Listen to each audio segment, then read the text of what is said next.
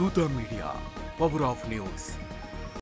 నమస్తే, welcome to Dootha media. నేను పవన్. తెలంగాణ ఆంధ్రప్రదేశ్లో బీజేపీ రాష్ట్ర అధ్యక్ష పదవుల కోసం అనేక మంది సీనియర్ నేతలు తీవ్రంగా కృషి చేస్తున్నారు.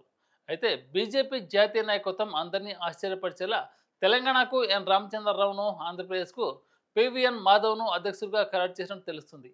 ఈ ఊహాగానాలు రెండు రాష్ట్రాల్లోని పార్టీ నాయకుల్లో ఆశ్చర్యం, చర్చలకు దారితీశాయి. ఎందరో నాయకులు ఈ పదవుల కోసం సుదీర్ఘకాలం పాటు పనిచేసినప్పటికీ వారికి నిరాశ ఎదురయ్యేలా ఉంది. ఈ నియామకాల వెనుక బీజేపీ యొక్క రాజకీయ లక్ష్యం ఏమిటి? ఈ నిర్ణయాలు రాష్ట్రాల రాజకీయ గతిపై ఎలాంటి ప్రభావం చూపబోతున్నాయి? ఒకవేళ ఊహాగానం నిజమైతే తెలంగాణలో రామచంద్రరావు ఎంపికకు అనేక కారణాలు ఉన్నాయి. ఆయన బీజేపీలో దశాబ్దాల అనుభవం కలిగిన నాయకుడు, ఆర్ఎస్ఎస్తో దృఢమైన అనుబంధం ఉన్న వ్యక్తి. పార్టీని సంస్థాగతంగా బలోపేతం చేయాలన్న లక్ష్యంతో హైకమాండ్ ఈ నిర్ణయం తీసుకున్నట్టు సమాచారం.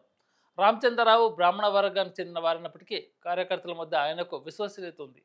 ఇటీవల లోక్సభ ఎన్నికల్లో తెలంగాణలో బీజేపీ 8 స్థానాలు గెలుచుకున్న నేపథ్యంలో రామచంద్రరావు నాయకత్వంలో స్థానిక ఎన్నికల పార్టీ మరింత విజయాలు సాధించాలని భావిస్తుంది. ఇక ఏపీలో పివిఎన్ మాధవ్ నియామకం కూడా గమనార్హం. ఆయన బీజేపీలో రెండవ తరం నాయకుడు. ఆర్ఎస్ఎస్తో సన్నిహిత సంబంధాలు కలిగి ఉన్నారు. ఆయన తండ్రి పివి చలపతిరావు 1980 నుంచి 86 మధ్య ఆంధ్రప్రదేశ్లో బీజేపీ అధ్యక్షుడిగా ఉన్నారు. మాధవ్ బీసీ సామాజిక వర్గానికి చెందినవారు కావడం రాష్ట్రంలో బీసీ ఓటర్లను ఆకర్షించేందుకు సహాయపడుతుంది. ఇక ఏపీలోని బీజేపీ ప్రస్తుతం టీడీపీ, జనసేనతో కూటమిలో ఉంది. ఈ కూటమిని మరింత బలోపేతం చేయడానికి మాధవ్ నాయకత్వం కీలకమని హైకమాండ్ భావిస్తుంది. ఈ నియామకాల ద్వారా బీజేపీ రెండు రాష్ట్రాల్లోనూ తమ సంస్థాగత బలాన్ని పెంచాలని లక్ష్యంగా పెట్టుకుంది. తెలంగాణలో రామచంద్రరావు యొక్క అనుభవం, కార్యకర్తలతో సన్నిహిత సంబంధాలు స్థానిక ఎన్నికల్లో పార్టీని బలపరచనున్నాయి.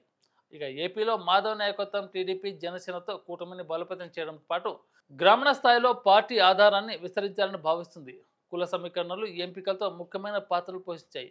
అయితే తెలంగాణలో రామచంద్రరావు ఎంపికపై కొంత అసంతృప్తి వ్యక్తమవుతుంది. ఈటెల రాజేందర్, బండి సంజయ్, ధర్మపురి అరవింద్ వంటి నాయకులకే ఈ పదవి వస్తుందని అంతా అనుకున్నారు. అయితే హైకమాండ్ వారిని కాదని రామచంద్రరావును ఎన్నుకుంది అనే అంశం వెనుక చంద్రబాబు నాయుడు ప్రభావం ఉందని ప్రచారం జరుగుతుంది.